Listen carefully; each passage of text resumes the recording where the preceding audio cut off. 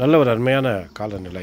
இந்த காலநிலை வெயில் தாக்கம் அது ரொம்ப குறைவாக இருந்து ஒரு மாதிரி ஒரு காம் அண்ட் கூல் அப்படின்னு சொல்லுவோம் இல்லையா, அந்த மாதிரி ஒரு கிளைமேட். இந்த கிளைமேட் பாருங்கள், இந்த மாதம் இன்றைக்கி இருக்குது, மே மாதத்தில் ஒரு நாள் 8ஆம் தேதி. ஆனால் இந்த பாஸ் கட்டுப்பாடுகளுக்கு பிறகு மிக அமைதியான ஒரு ஊராக இதை பார்க்க முடியுது.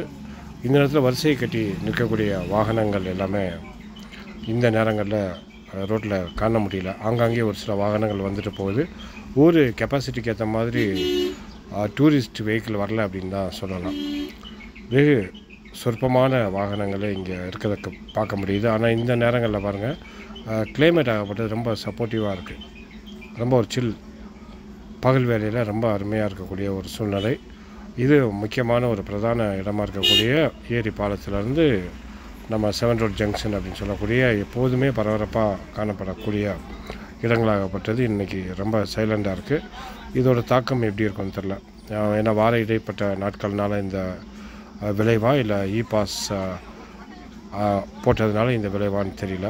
ரொம்ப அமைதியாக இருக்குது. அதே வேளையில் சுற்றுலாத்தலங்களான இந்த பிரெயின் பூங்கா, இது கொஞ்சம் அதிகப்படியான மக்களோட இங்கே காண முடியுது. ஏன்னா வந்திருக்க முக்கியமான ஒரு பிரதான இடங்களாக கருதக்கூடிய கொடை ஏரி மற்றும் கோக்கர்ஸ் வாக், இதெல்லாம் வந்து ஒரு இன்டகிரேட்டட் பிளேஸ். இங்கே வந்து ஹார்ஸ் ரைடிங், சைக்கிளிங்லாம் இருக்கிறதுனால எப்போதுமே பொதுவாகவே இந்த பிரெயின் பூங்கா போன்ற பகுதிகளில் ஒரு நல்ல மக்கள் இருப்பாங்க. அதுதான் இன்றைய நிலையாக இருக்குது.